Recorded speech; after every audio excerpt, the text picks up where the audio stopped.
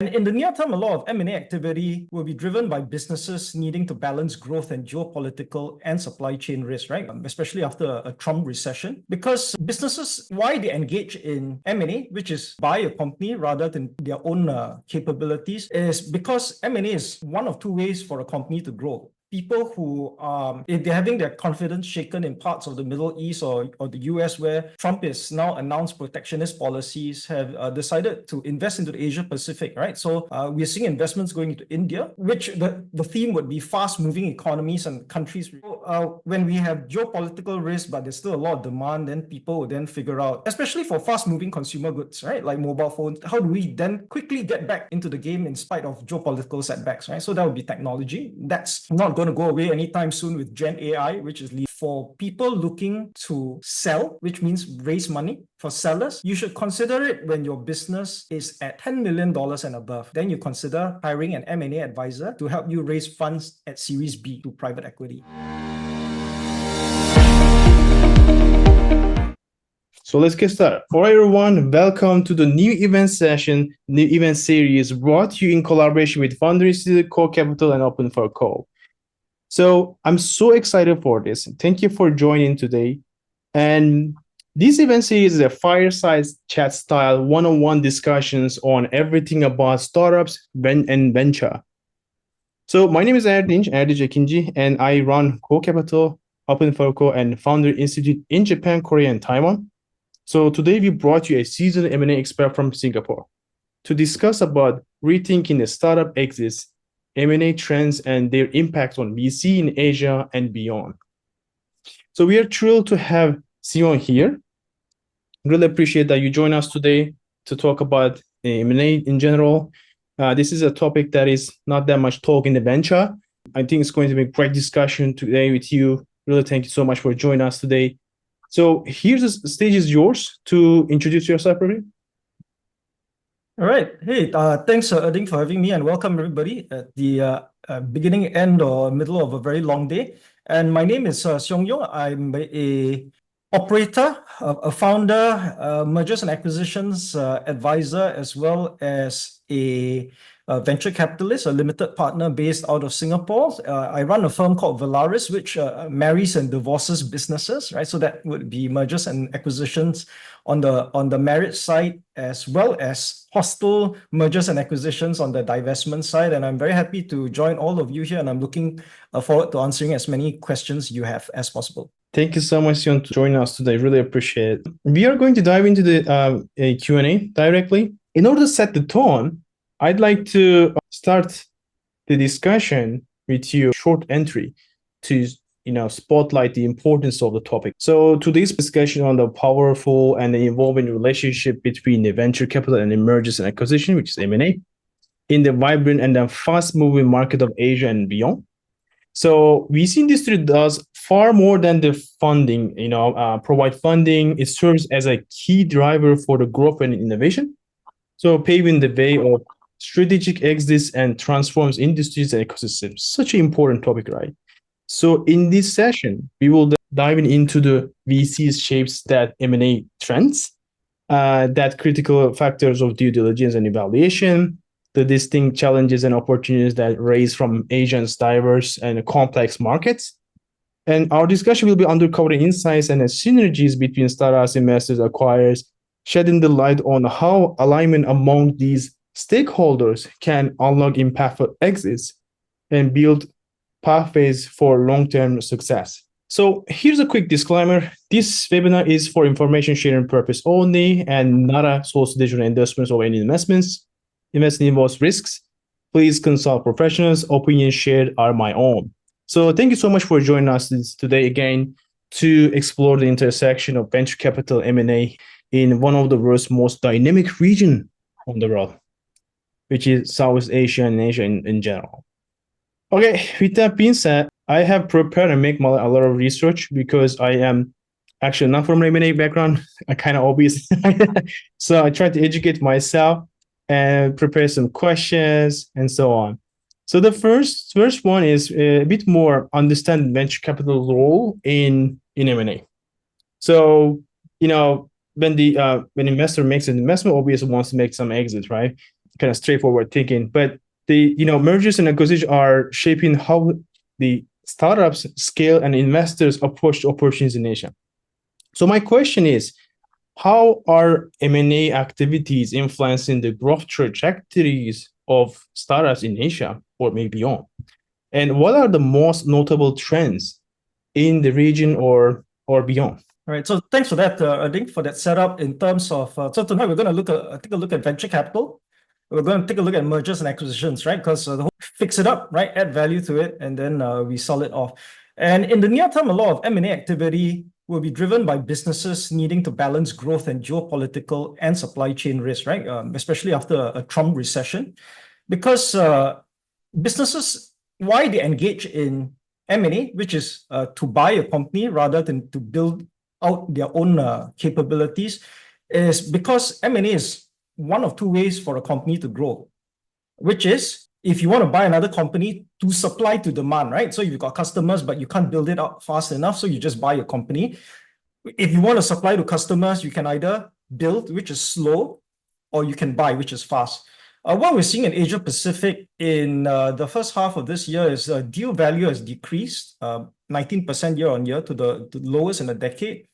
I think that's a function of geopolitical risk, right? Alone, we've got instability in Syria, in addition to Ukraine as well as Gaza. We've had people waiting for the outcome of the US elections, and what we do see is that people who are if they're having their confidence shaken in parts of the Middle East or the US, where Trump has now announced protectionist policies, have decided to invest into the Asia Pacific, right? So we're seeing investments going into India, which the theme would be fast-moving economies and countries with relatively low geopolitical risk, where they need to continue to grow their business if they're going to be shut out of trouble spots in the Middle East or the US, and they continue to need to find customers for their products, right? So a case in point is if you've got all this capacity, right, but if you're from one of these three countries, just to put a case in point, you're from China, or if you're from Canada or from Mexico, Trump has recently announced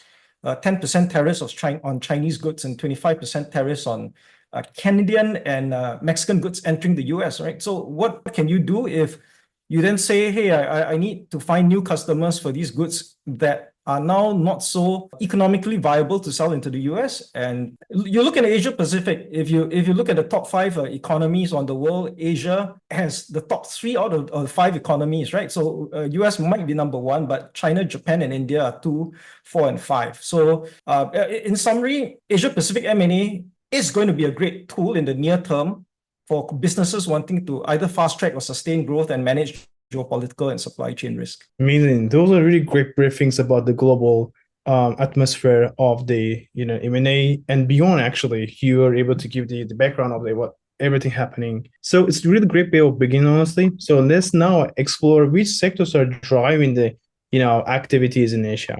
So certain industries are more active in M&A than others, obviously.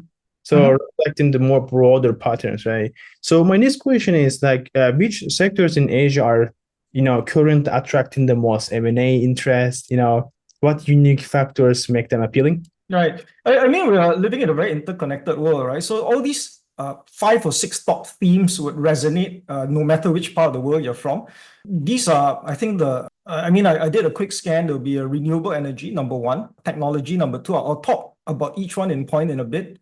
Healthcare, number 3, infrastructure, financial services, and consumers and retail.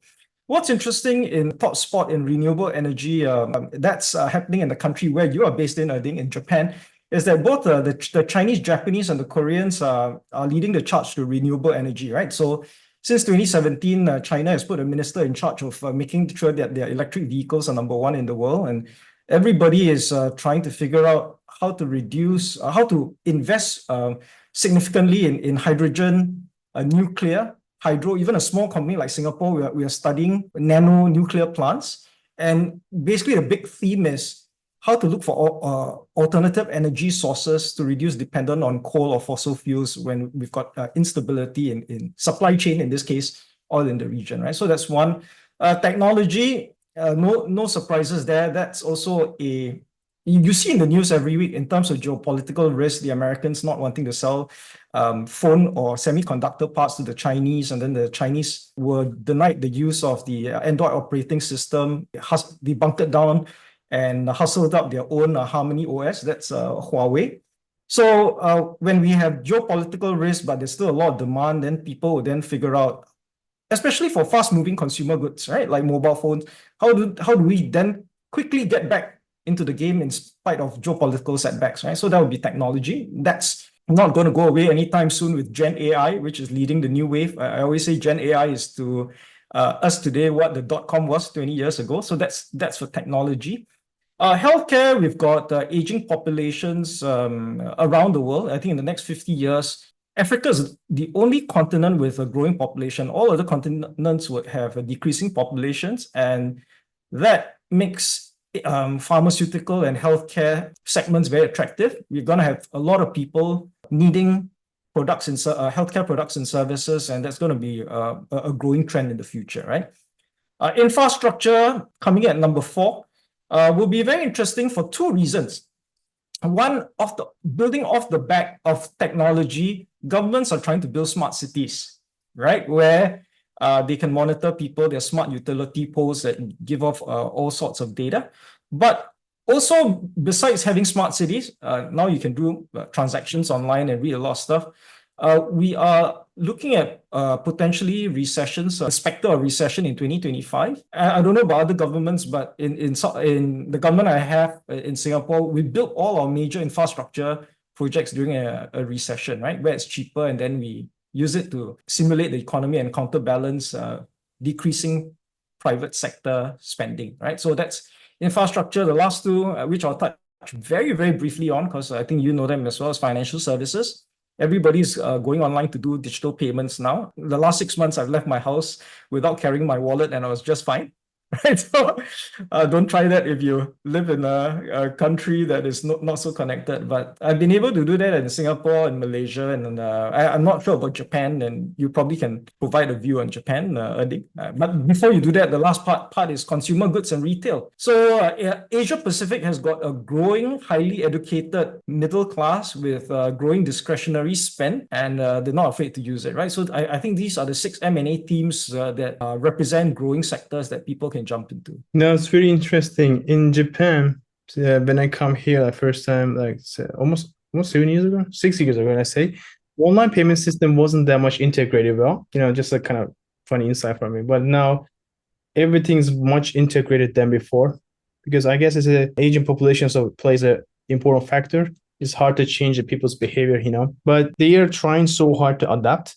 And then things changing a lot. So now we started able to use our phones for making payments a lot. But it was like it changed in 5 years. It's amazing. So with that being said, we also talk about mostly like a little bit more macroeconomics perspective, because it's an important factor to in succeeding in M&A to be able to see with a high level.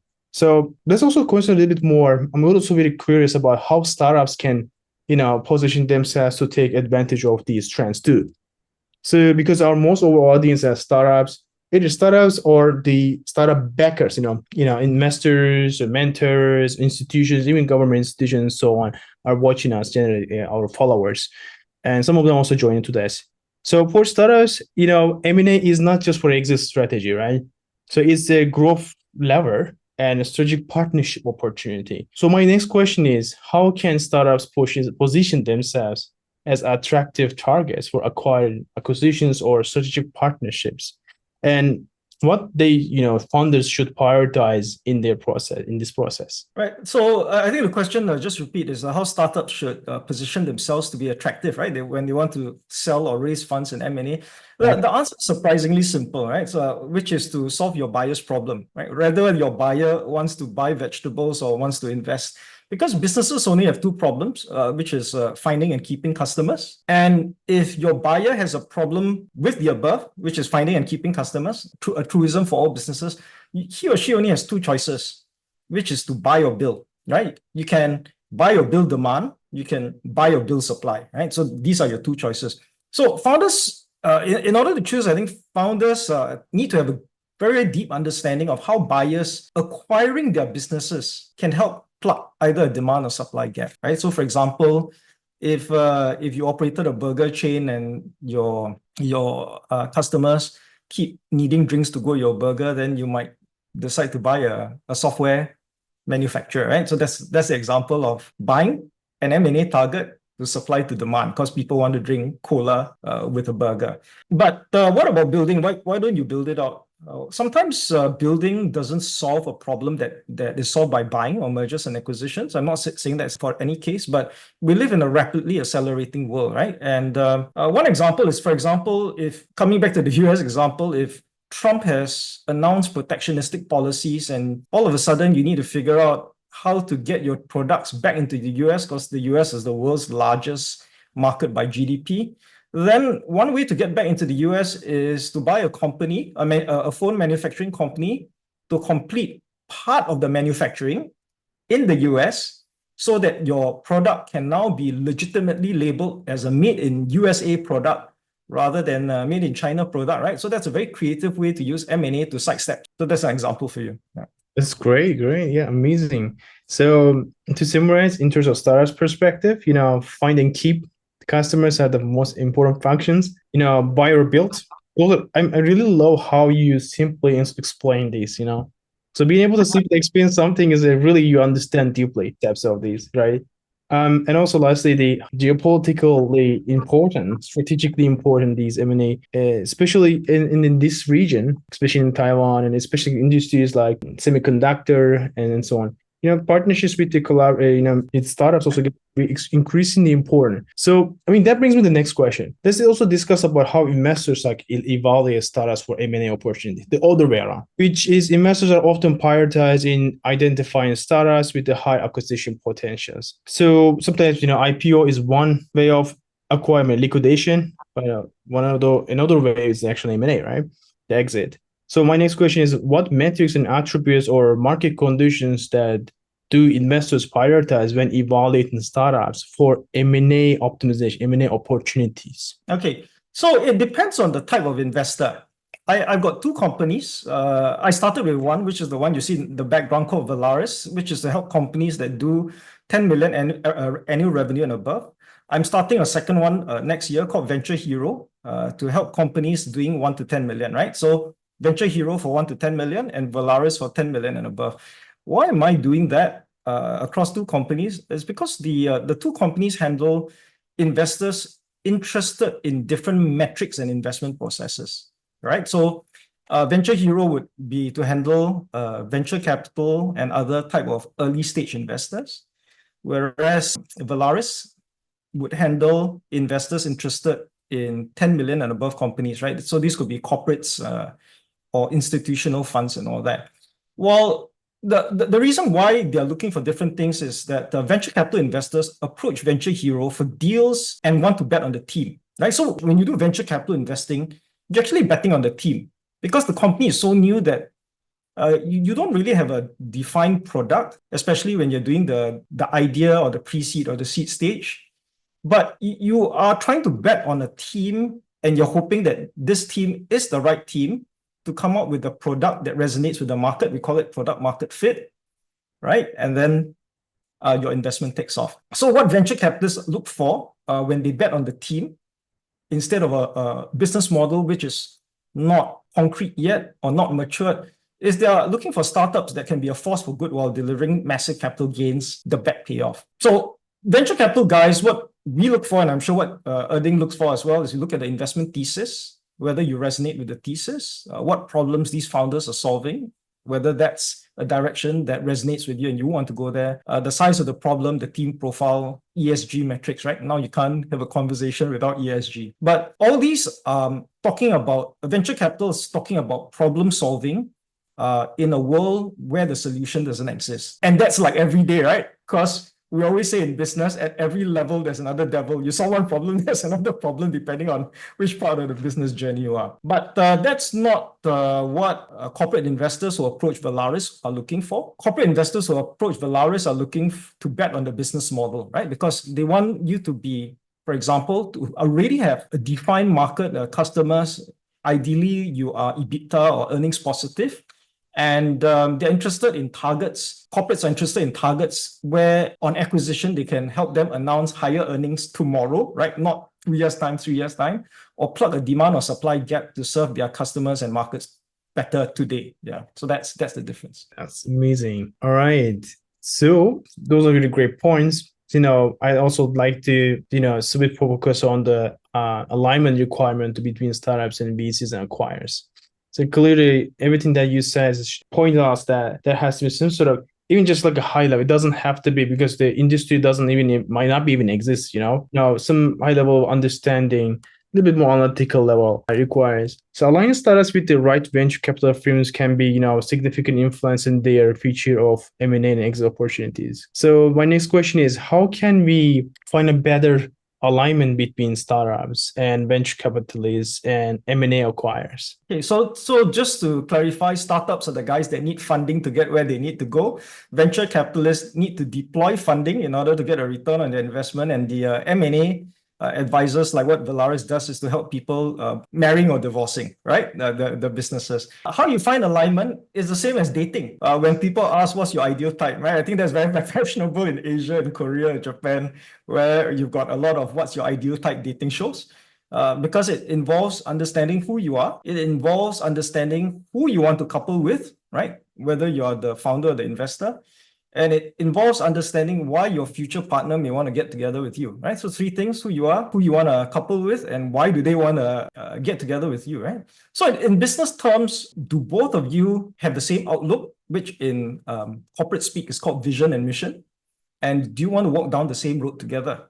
Right? So it's just like negotiating a conversation. Do I see a future where we are better together than apart? That's why we have to join forces, right? Are you, and more importantly, you need to get to know the person, right? It's not just about the business. Are you able to live and work together, right? In terms of your values, your chemistries, are you able to manage finances together, right? Part of the reason why I represent so many businesses in a divorce situation as an expert witness in arbitration or litigation is because people who get together can't manage finances together, and then most of this shareholder disputes involve money, right? So at the end of the day, you have to ask yourself whether you're a startup or a venture capitalist or the M&A guy facilitating this transaction, whether your partnership is more than the sum of its parts. Amazing. It's really tough provoking, honestly, and I come up with a lot of new questions too. So later on, I would like to also ask kind of like startup alignment, the founder and then their team alignment too. But also before forgetting, and I'd like to ask more, small, medium startup perspective. I mean, is it accessible or not? I'm just curious. So how buying or M&A is accessible for small, medium businesses or not? Because mostly we are talking about, big businesses. When it comes to M&A, we always think like giant businesses merging, on the news. Is it also possible for buying or M&A for small, medium, and how? Right. So you're not wrong, right? The answer is yes and no. I'll tell you what the rule of thumb is. A rule of thumb is, and both of us are founders, rule of thumb is anywhere between $0 to $5 or $10 million, you should try to grow organically with help. But beyond 10 million, the moment you are doing 10 million and above revenue, it's very hard to keep the same growth momentum to satisfy your stakeholders unless you buy, okay? Because at about 10 million, you've already figured out product market fit. Every day you look at the bank, the cash pile is growing. Your main problem now is no longer whether you can find customers, right? But whether you can find a way to invest your cash at bank, your money, now to get a return higher than the cost of capital, right? So I think that's a big picture. But if you look at what's happening on the ground in terms of chronology, I've had clients raise money with a business idea on a power platform, PowerPoint deck, right? I've had clients raise money talking just through a business idea on a PowerPoint deck during the mobile revolution or app boom of 2010. Okay, but those days are long gone, right? That was like a reboot of the .com, right? Where you could draw and tell about some exciting idea and people would fund you. Investors have gotten a lot more sophisticated today, right? Regardless of whether you're raising, even at the angel and the venture capital. I think I know the amount of hoops we have to jump through just to qualify an LP or an LP, a limited partner, or a limited partner qualifying a GP, right? But the reality is today there is a lot more, on the balance of probabilities, there's a lot more capital looking for fewer good assets. So On the balance of probabilities, I think that institutional investors are actually under tremendous pressure to deliver returns against time, right? Because all funds have got limited life. I see. So the question is, if you're a founder and you can help your buyer, which is your investor, all right, solve his problem. Remember, we are big on solving demand and supply problems, right?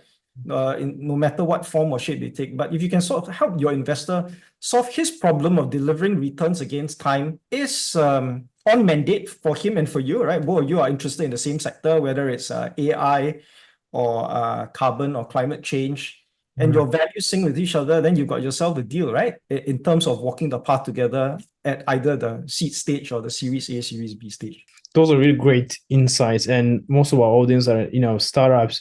I guess fall into bucket of $0 to $1 million in revenue. I guess, and speaking, it is majority of the businesses. You also have ever shared with me once when we met this kind of statistics before. How many businesses and that sort of thing in what kind of revenue range. So that sparks a question on me, that which is the next question. Startups face distinct challenges in each growth stage, because growth is extremely painful, as as both of us know, yeah. So what are the properties of startups at different growth stages? Some distinctions between them. How do they attract different type of investors depending on their stage? Okay, so I'll describe it from maybe an investment point of view. Right now, I'll wear an investment hat, and then I'll change it over to the founder hat. We'll broadly look at, in the beginning, 4 types of investors, going through 4 different stages of the first 4 stages of the life cycle of a business. And the first type you have what we call angel investors.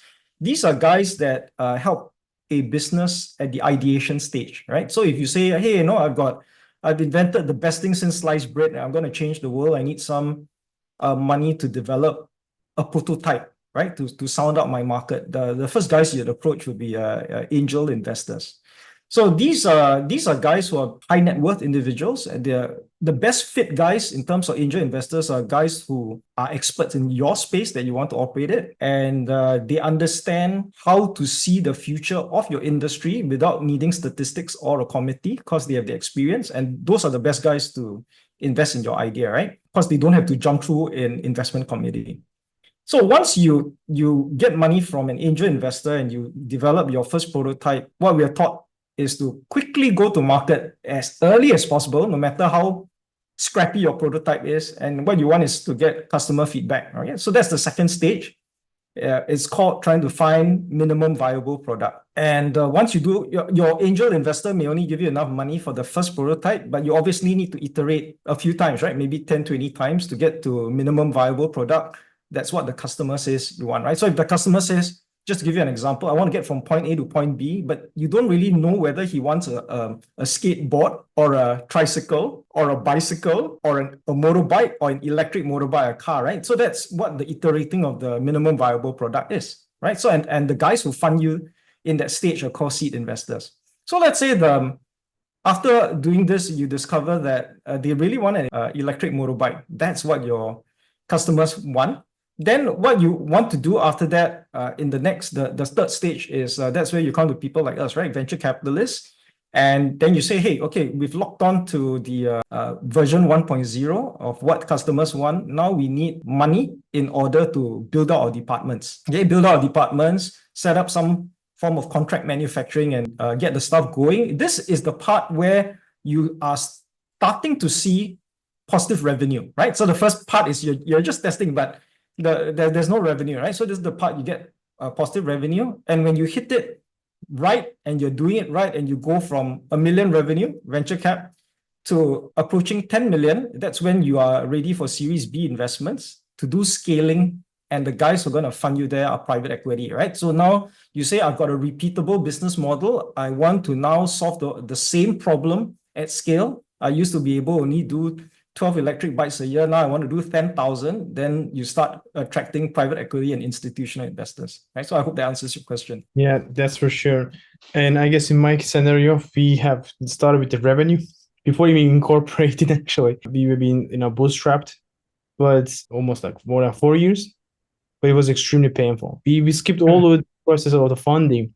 Especially when it comes to deep tech, they tends to be, sometimes, don't fall into these definitions, and sometimes I also want to a bit differentiate from them from the normal type of investments, because I give advisory for this kind of companies for sure. But here's a message: we understand them, we respect this science and what these deep tech startups are doing. So our horizon generally to support these kind of companies are much broader, and then our expectations are also much broader for sure.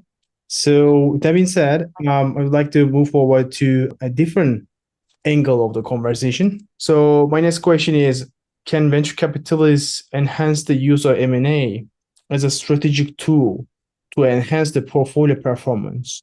I'm really curious about that. Okay, yeah. So the question is that investors, whether you're venture capital or private equity, need to buy and sell businesses, sometimes with the use of mergers and acquisitions consultant. The question is, how can you do it faster, right? How can you enhance the process? Because it's a painful process, right?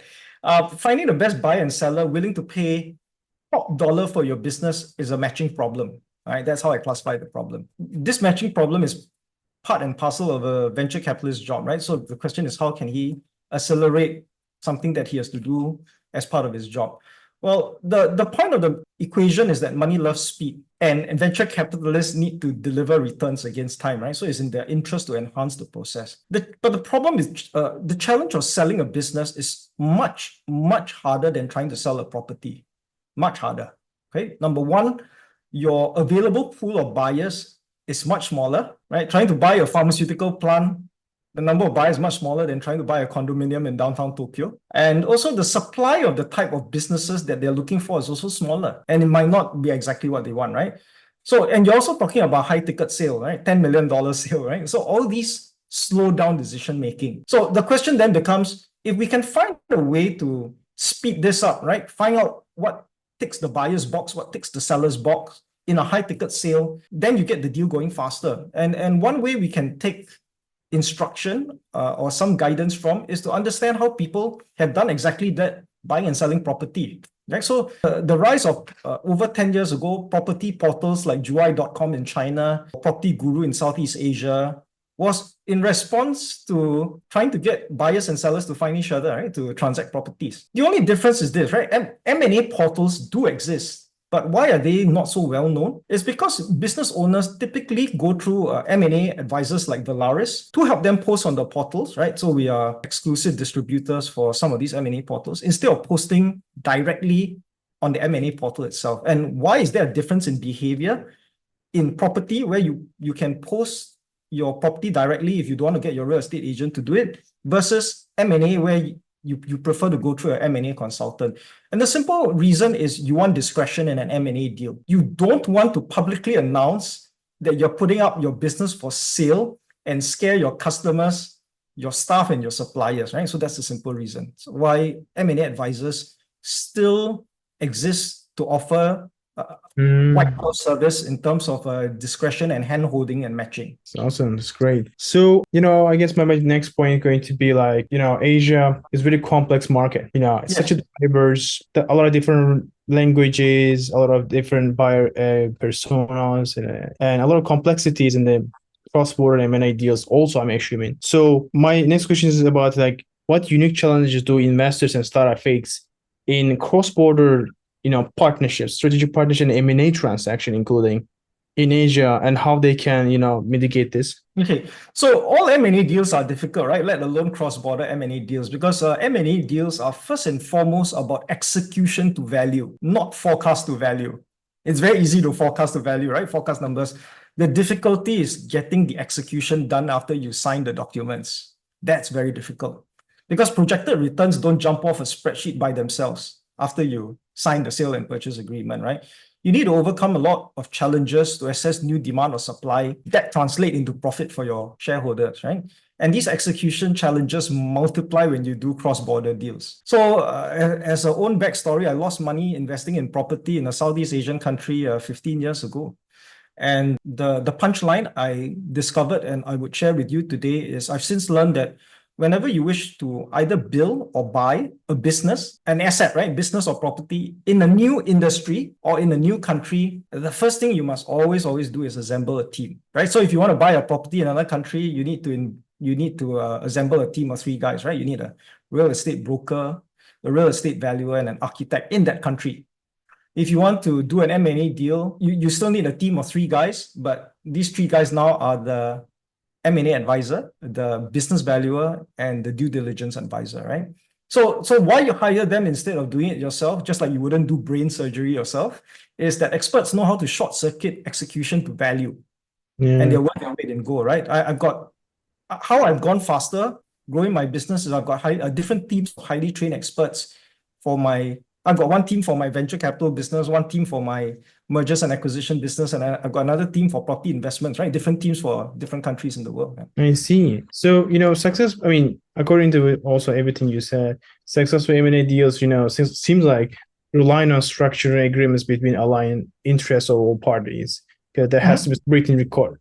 So what are the key components or putting together a well-structured M&A deal? Okay, so how do you align, right? Because you're sitting on opposite sides of the table. The buyer wants a low price and the seller wants a high price, right? So, and never the twain will meet. I cut my teeth as a business valuer. So what drives a successful business partnership in mergers and acquisitions is exactly the same thing as what drives a successful marriage. Yeah. All successful relationships are the result of communicating expectations up front and then doing what you say you will do, right? The same as for a personal marriage as for a business marriage, right? So if you say you're coming home for dinner, make sure you don't come home late at night drunk when your wife has cooked dinner. I know none of you know what the hell I'm talking about. If you say you turn up for your kids' piano recital, right? Don't forget to turn up and bring pom-poms, right? So all relationships are built on communicating and delivering expectations. Why? First, to build trust before delivering profit together, right? So I think those are the key themes that people can resonate with. I see. So all this also asking a lot of questions. So I'm going to move forward, maybe, a little bit more ahead, maybe the last quarter, a bit more the success part of it. It's like as a take that could be a takeaway for us from this discussion, especially for a more venture audience. As Asia continues to evolve to become a hub, right? So M&A landscape will also be transformed. So my next question is like, what does the future M&A in Asia look like? How can we, investors and startups prepare to, prioritize? And many things going on here, especially most recently, politically, people even talking about the war, Okay. The question is how do startups and acquirers overcome integration challenges, right? I'm going to give you a very interesting answer. It's not easy, and this is a classic case of starting with why. The problem with M&A is that 70 to 90% of deals don't deliver value, right? They don't deliver what they promise. That is on a global basis. I imagine execution to value, which is what I've brought up before, is even more difficult in a diverse area that is Asia, right? Different religions, different languages, different habits and cultures, and easy to miscommunicate if you don't understand business practices. While studies show that the top 2 reasons why mergers and acquisitions in business don't deliver value is because of poor post-merger integration and poor due diligence, I think that's only partly true. I believe my previous answer is far more accurate than something you can't easily show in research studies or statistics, right? Yes, poor post-merger integration and poor due diligence before the deal can result in deals that destroy value. But I believe that's the result, that's the symptom, and it's not the cause. And the cause is actually not having a strong enough why to do the deal. Okay, I like to say, before I give an example, to close to say that willpower trumps any how or what, right? To use a very terrible example, if you have a burglar intent on breaking the law because his family is starving, his why is stronger than his how or his what to get money to feed his family, right? So that's a terrible example. It's the same thing with mergers and acquisitions, right? Why you want to do the deal across religion, across regulations, across culture, across language, is your why stronger than your how or your what? Once your why is in place, you figure out your how or your what. I see. Interesting. I guess one of the most worry about there in the M&A, what happens when we acquire, like as a person, the company acquire us and we move to another company, another office. Like Could you like maybe off the track give us an how does it look like really when a company are buying us? Let's say it's a startup company. What happens? What does the term look like? Are we going to be work in that company? What happens to our brand? Yeah, I mean, these are all similar questions. Like when you want to get married, right? How are we going to do this after we get married? Do I live in your family's place or my family's place, or get a place on our own? Do we have a shared toilet, or do we get our own toilets, right? So these are all topics that you want to talk upfront and you want to communicate your expectations. I see. Very interesting. So, moving forward, unlocking the M&A success and beyond. M&As in Asia is that really look like it's very complex in nature because it's the part of the culture and then everything here. How can really investors and startups really capitalize on emerging opportunities here? How can you jump into the emerging opportunities? How can you capitalize on that? So this just so that I understand this question on how can investors capitalize on emerging opportunities, was the question specific to Indonesia? In this region of the world. I'll start with a quote from Warren Buffett, which says, risk comes from not knowing what you're doing. So wherever you want to invest, you first want to understand whether the potential returns are worth your while, and then you need to figure out how to manage the risk, right? In finance terms, we call that alpha, which is return per unit risk. So what a lot of not so seasoned investors do wrongly is they keep chasing high returns. They try to maximize returns without thinking about risk, which is very high in the emerging market, right? So the more correct way to think about it is to look at return per unit risk. Are the returns enough? And when I say enough, it means higher than cost of capital. And am I able to manage the risk? And as I mentioned before, the fastest way to manage risk is either you are from this industry or you are from this country, so you understand how business is conducted, right? What are the regulations of the culture? Or if you're not, which is the case for Singapore, because we are a very small country, we have a 6 million population, 3 million of which non-citizens and non-permanent residents. And we are now a mature economy, and we have to look overseas in new industries and new countries. The safest way is, if we don't know our way around a new neighborhood, to put in a team to guide us that does. Yeah, I see. So born global, go global is a motto for Singapore.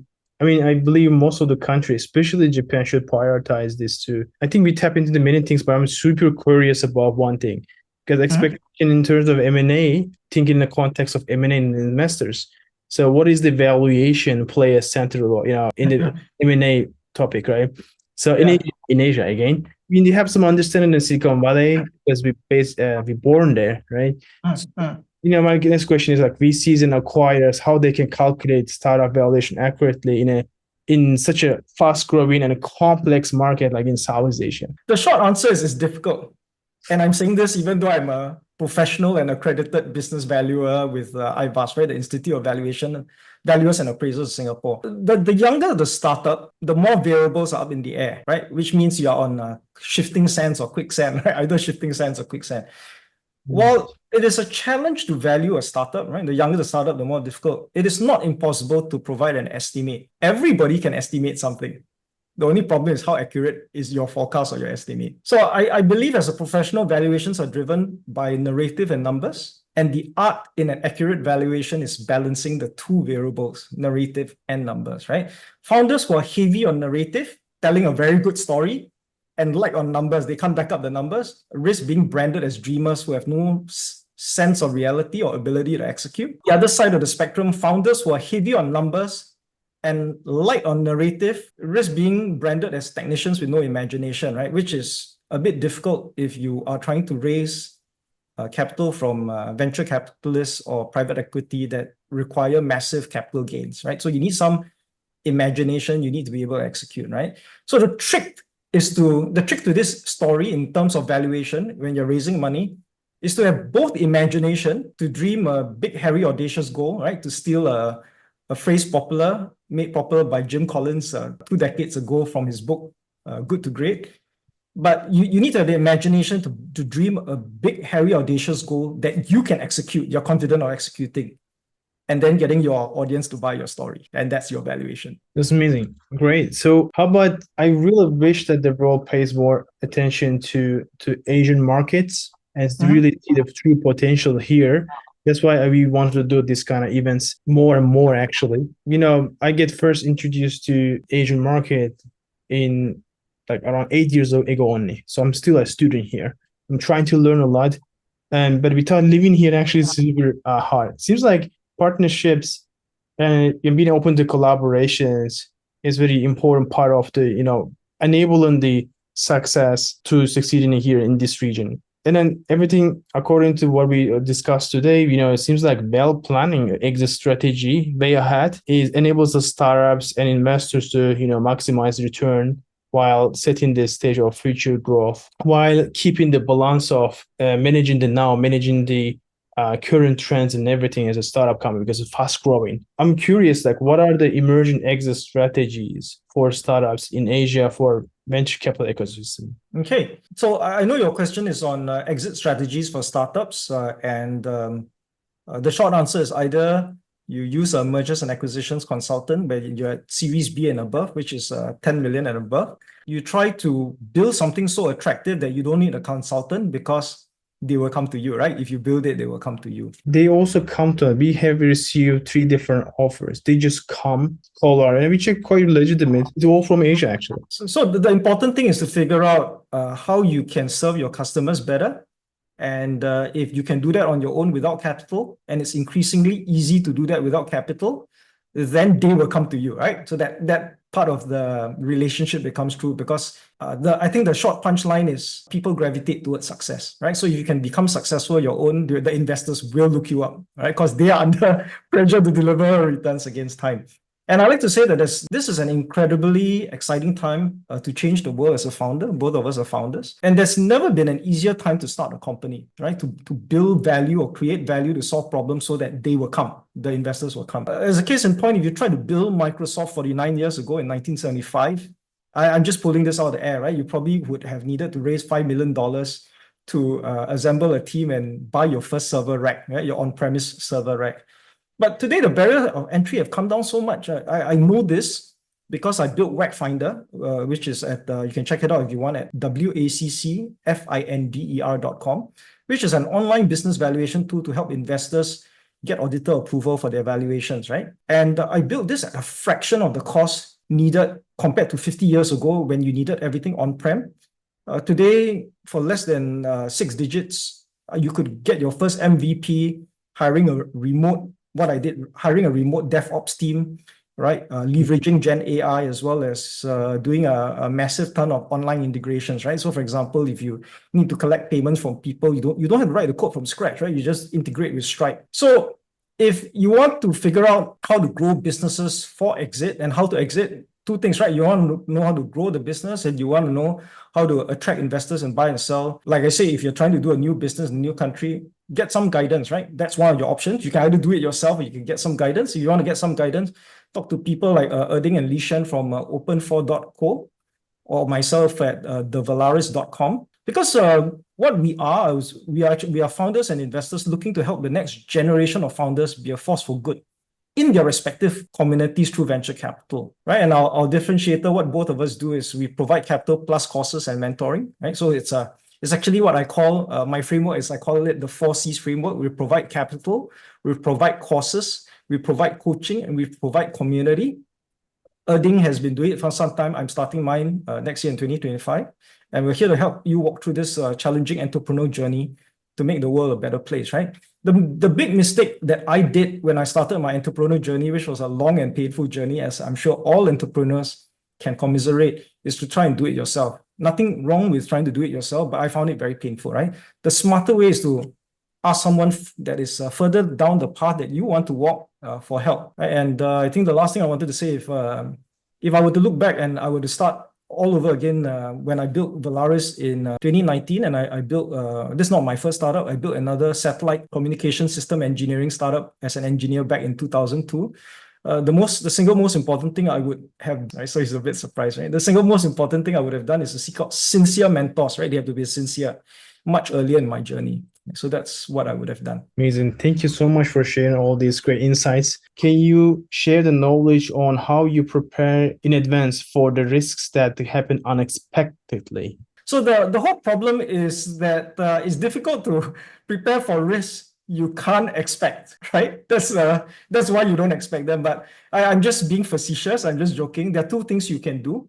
One is you hire somebody with experience, right? Because if I've done what you want to do 100 times, I've experienced more problems than you have, right? So a problem that you might not expect that you're seeing for the first time, I may have seen it on my 47th deal or my 88th deal, right? So that's one. Work with somebody with experience, because what you're actually doing in entrepreneurship is you want to recover your time, and what you do is you want to exchange money to recover your time, right? So if you don't want to make expensive mistakes, and I've got 15, 20 years experience, you hire a consultant and you get 20 years of experience on your first transaction as opposed to over 100 transactions.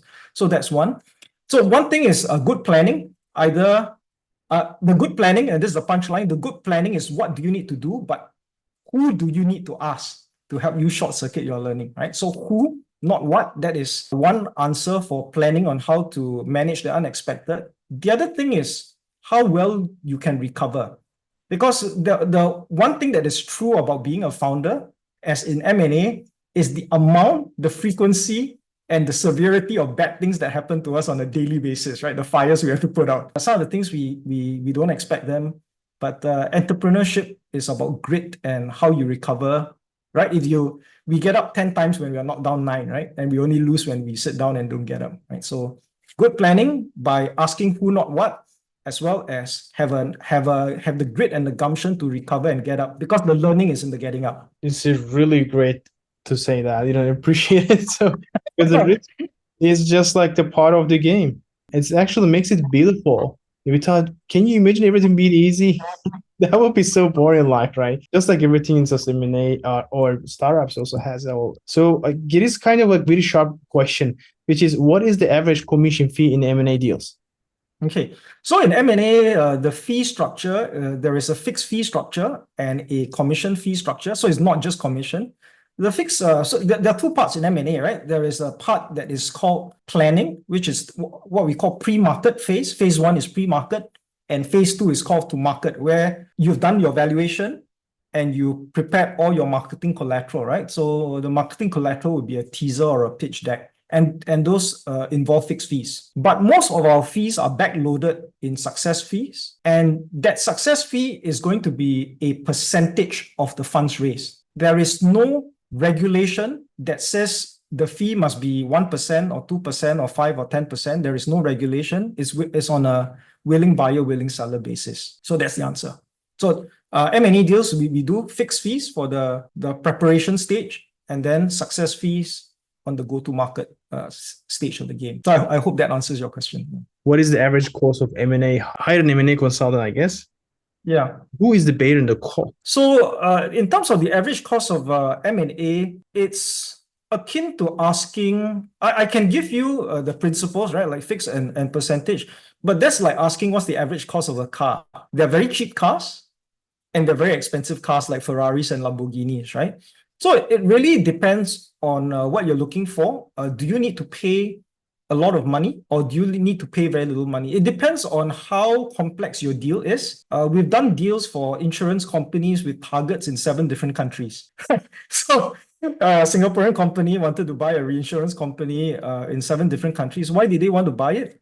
Because it was much faster to buy the companies with existing financial licenses in places like Liechtenstein, Switzerland, Australia, and US, rather than trying to apply for these licenses yourself, right? It can be a nightmare. So the more complex the deal, the structuring, the more expensive the cost is. I would answer your question this way.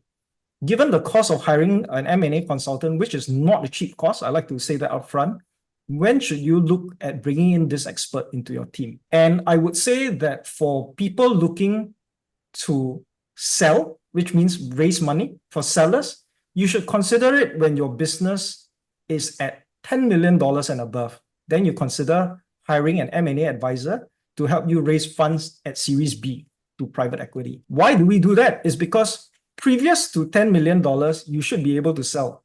Your business is not so complex. I had a conversation with Erding to say that the first skill you must master as an entrepreneur is sales. And if you cannot master sales, you cannot convince staff to join you on the road to build your vision. You can't convince customers to buy your product from you, and you can't convince investors to fund you, right? So 1 to 10 million, you must master sales. That's one of the courses I intend to teach in Venture Hero.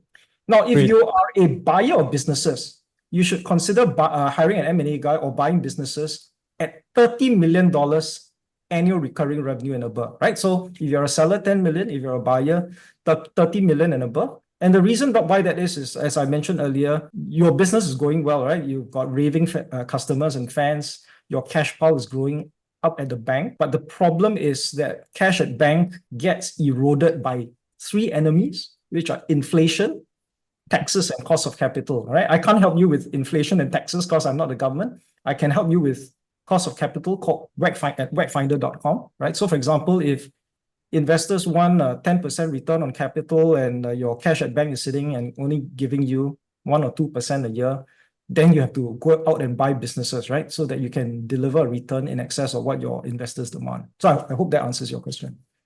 Very interesting. Just a quick comment, even the vertically integrated, like linear growth startups, they seem like, one brand, go grow. But actually, when you look closely, most of them are also utilizing vertical M&As, acquiring channel partners, or some sort of a GB, joint ventures and stuff like that. I see a lot of these, very well-known startups, like from most obvious ones, Amazons, Googles and stuff like that, for sure, or Meta.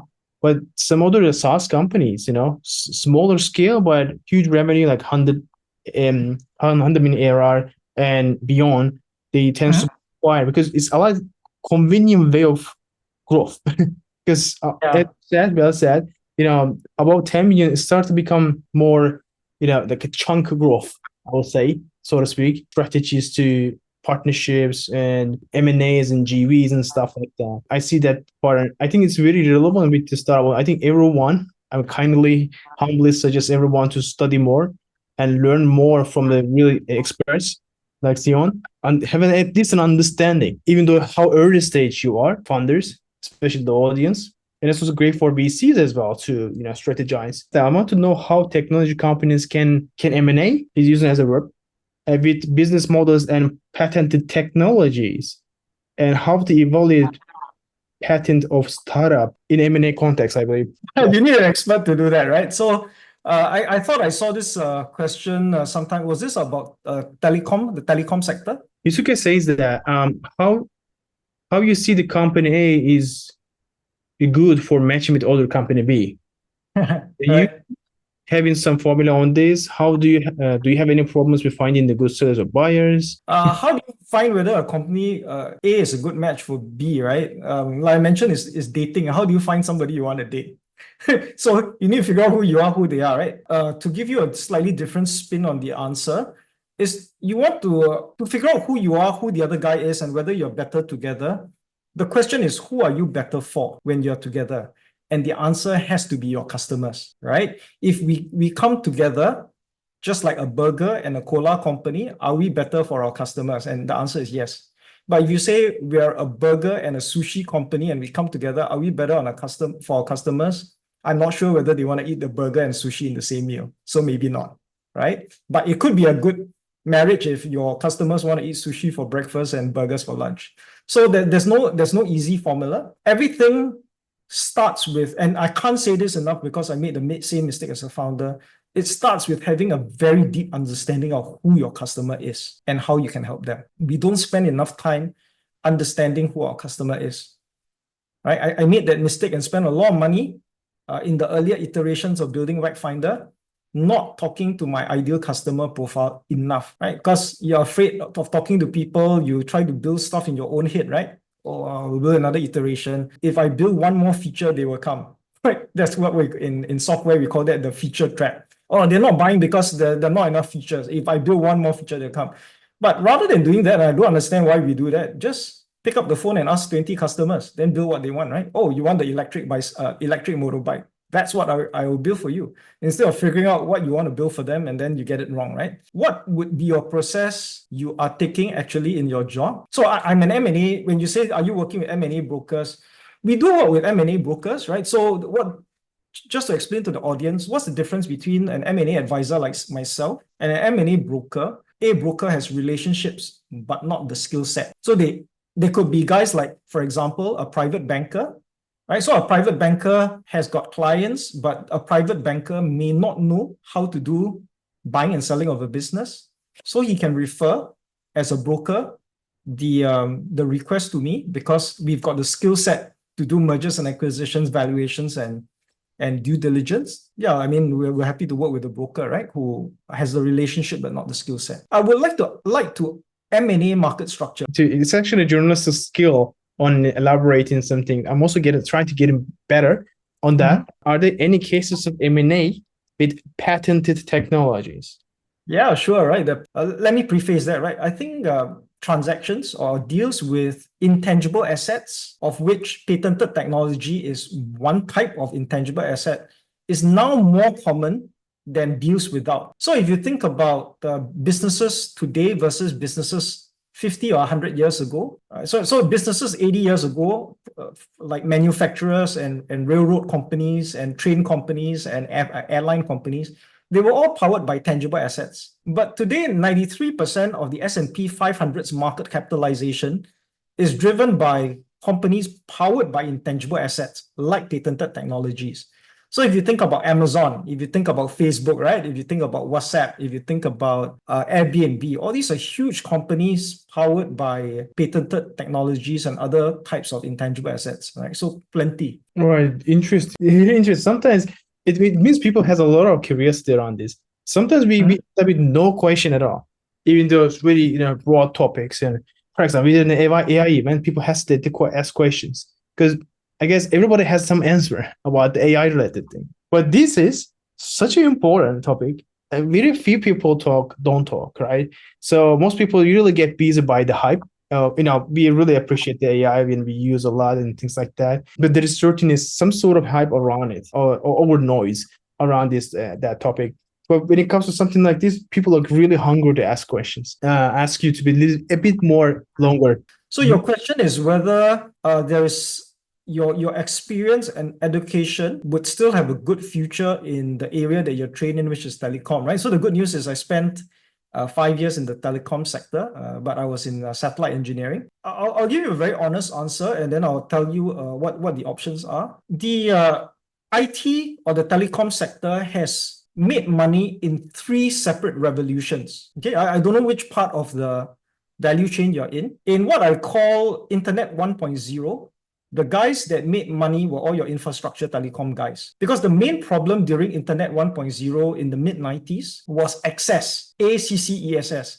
You could build a web page, but the problem was people had trouble accessing your web page, right? So this is what I call Internet 1.0 or Web 1.0. So the guys who made money were all the telcos, right? Verizon, Singtel in Singapore, and all your other telcos in other countries. That has fallen a bit on the wayside today. Access is cheap, right? And the next bunch of guys that made their money in this communications, I would say this is a communication space, was in Web 2.0. Who are these guys? These guys were the social media platforms, right? So 1.0, the guys who made money solved the access problem. In Web 2.0, the guys who solved the money made the money solve a sharing problem, right? So guys like Facebook, Instagram, some of the older guys like Friendster or MySpace, they made money by controlling attention and distribution through getting their community to share information. And then they monetize it by putting ads in front of your face, right? So the second pot of gold in the communication space was made by people who gave you sharing. Today, if you still want to stay in this space and you want to update your skill set, the people making money in Web 3.0 are people in the ownership space, right? So we've gone from access to sharing to ownership. What do I mean? We're talking about the metaverse. And we're talking about migrating from where you share something but you don't own it. So for example, if you share any media onto a social media platform, the legalist or the fine print says you no longer own the digital asset, they own it, it's no longer yours. But we're coming to the next wave of guys saying that want to create Web 3.0 where the creators control the value of what they create rather than the distributors. So I hope that answers your question. Amazing. Yeah. So the investors go where there are returns from nascent markets. And my answer was the nascent markets in the communication space has shifted from access to sharing to ownership, right? So to use another Warren Buffett, what's important is to swim with the tide rather than work on your stroke. It's amazing. I think that concludes the session. So let's wrap it up. As we've seen throughout this discussion, and venture capital is not just about funding. It's a strategic partnerships and a very long-term, kind of like a marriage-like relationship, so to speak. So it's about strategic alignment, and value creation. 1 plus 1 equals more than 3, perhaps. Preparing startups from success to exit. We also talk in this talk. So from understanding M&A dynamics to mastering due diligence, overcoming integration challenges, many broad topics we are able to tap into. And it's most important collaboration between startups, VCs, and acquirers, and so on, especially in the context of Asia thriving startup landscape, right? So by leveraging this strategic partnership throughout these investments and so on, emerging strategies, many things that we have talked here to create a win-win outcomes from this ecosystem. So I'm really grateful that Siong joined us today and share many insights. And I think I couldn't get enough for this talking about this. I would love to, officially and openly invite you again for talking more. But it's been great. Really appreciate it, Siong. With that being said, that concludes the session. Thank you so much, everyone. Really appreciate it. Thank you, Siong. Thanks, everyone.